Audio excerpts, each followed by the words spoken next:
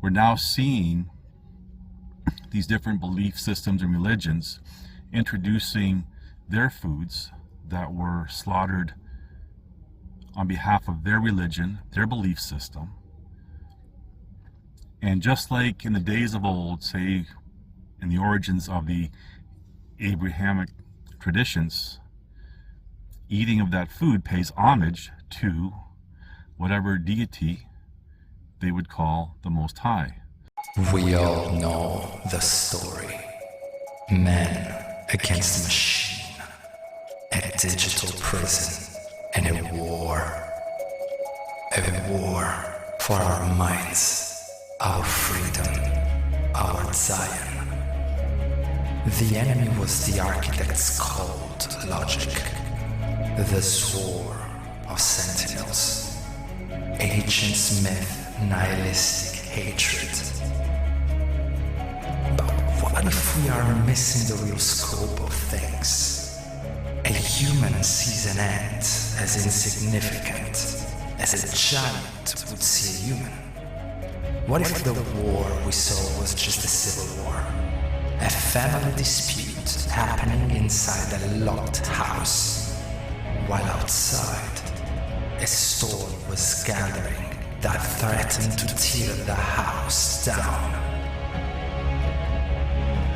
Would the one's quest be really important when the real world is about to be destroyed by outer beings? This is not a theory. This is canon in the Matrix universe. The story of Goliath is not about a chosen one. It's about a disposable one. It follows a man who sees the world melt around him, only to be told it was a server crash. A man who is then plucked from his life, unplugged from an overclocked matrix, and given a chilling mission. The enemy the machines tell him is neither human nor synthetic. It's alien. An outside force dropping asteroids at the Earth, threatening total annihilation. This reframes the entire human-machine relationship. We're not just their batteries. We are their hard drives. We are their processors. We are to be protected so that they can live. The Matrix is then a fortress, and while the machines are our wardens, they are also our guardians. This doesn't make them good, mind you. They don't care about us, but they still need us. The one was used to solve an internal problem, just as Goliath was designed to solve an external one. Before Goliath is recruited, he is just a man who saw the world melt. He saw the glitch, and this knowledge is not a gift. It is a profound burden. They don't see a prophet, they see a madman. They see a conspiracy theorist.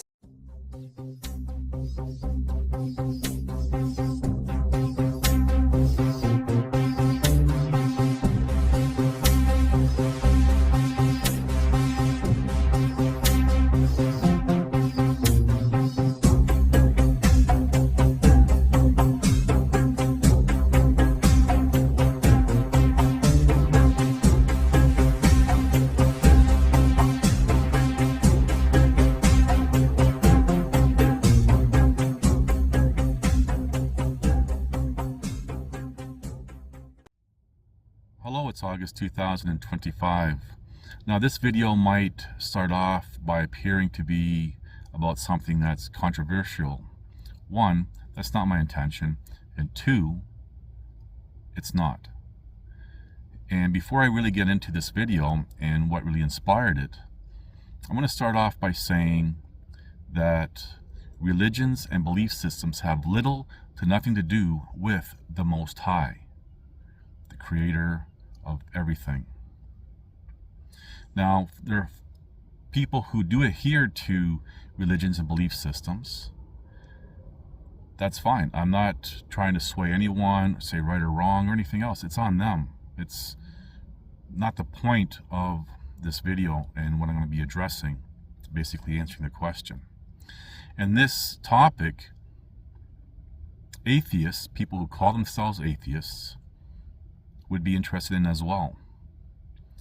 Now, it has to do with how we are seeing in today's world other cultures and everyone coming together. Now, I'm not saying coming together as in holding hands in a big circle and singing songs and stuff, but being forced together maybe would be a better way to phrase it. Now, I'm just going to segue for a moment. Culture comes from the word cult, a belief system, a religion. And this has to do with even, for example, regions, environment, everything else all plays a role in a development of a culture. But primarily the foundation of a culture is religious or belief system based. And I've really simplified and bastardized it, but just to have an understanding, because this all ties in together. So what we see now in today's world, we see people from other cultures bringing their religions and belief systems, and there seems to be an overlap, and this overlap is where, for example, problems are. Now, I'm not going to get into anything else but the topic of food. And this is where the question comes in. Why do some of these beliefs and religions eat only certain foods and certain foods are permitted? Well, when you look at, say, the three major religions, which would be from the Abrahamic religion, for example, they say that there's certain animals that are unclean, and this kind of set the stage to call all sorts of animals unclean, which is just all made up stuff after the fact. Originally, when you look at the origins of the Abrahamic religion, it wasn't allowed to eat animals that were sacrificed to, for example, another god, another deity, or whomever.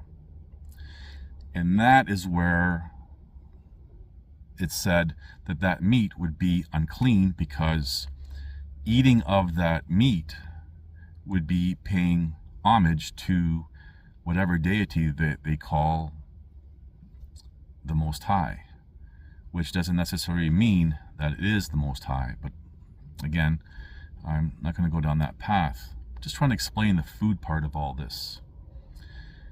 Over time, they've kind of merged in unclean things that you shouldn't eat with, for example, pigs, and saying the pigs are unclean, which is not the case. There are animals which we know today very unhealthy to eat, for example, like seagulls, because they are true scavengers. And there are certain animals that do that. Rats, mice, things like that can carry a lot of parasites and stuff, which would make them unclean. But it's a different unclean to an animal that's been sacrificed to an idol or some deity. Depending on what the animal is and everything else, you could say something satanic.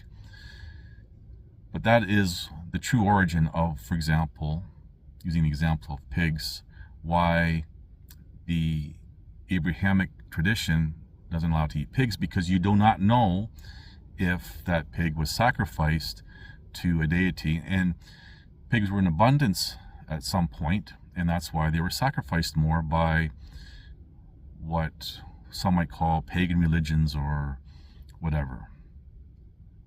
So you didn't know what you were eating. So don't eat it, no problem.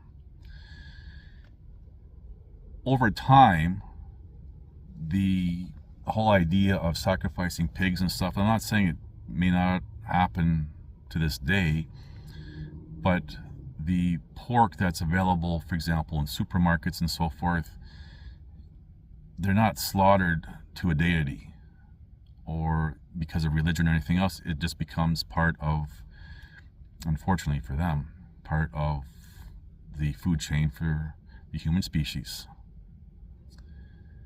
So really I just want to address that question, like why certain animals, for example, are allowed to be eaten and not, and how this made up story that, for example, pigs are unclean, etc.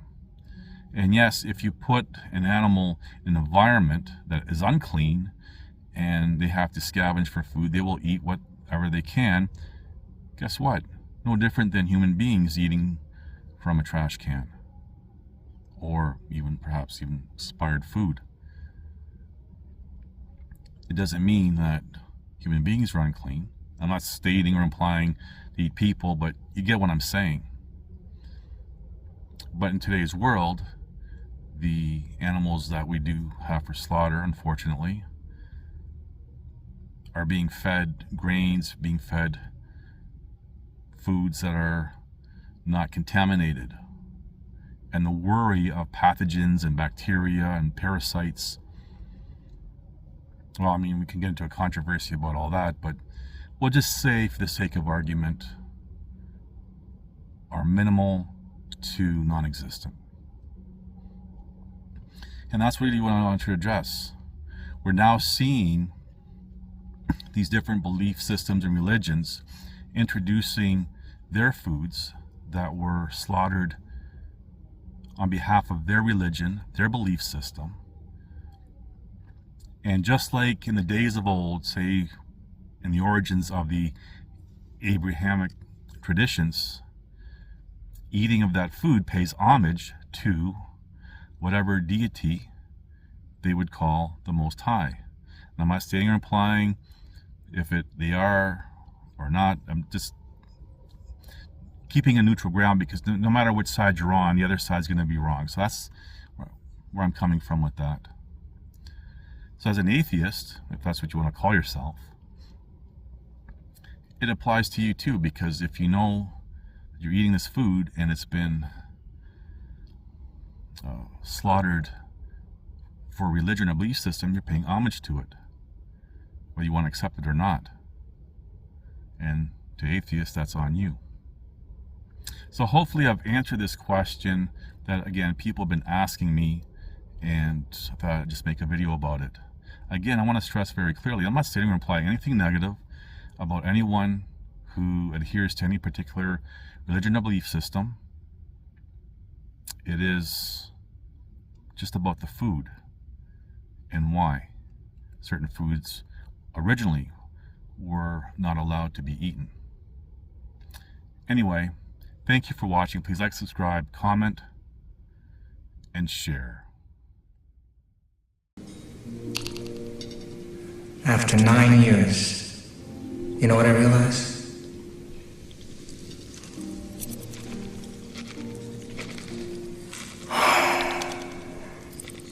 Ignorance is bliss.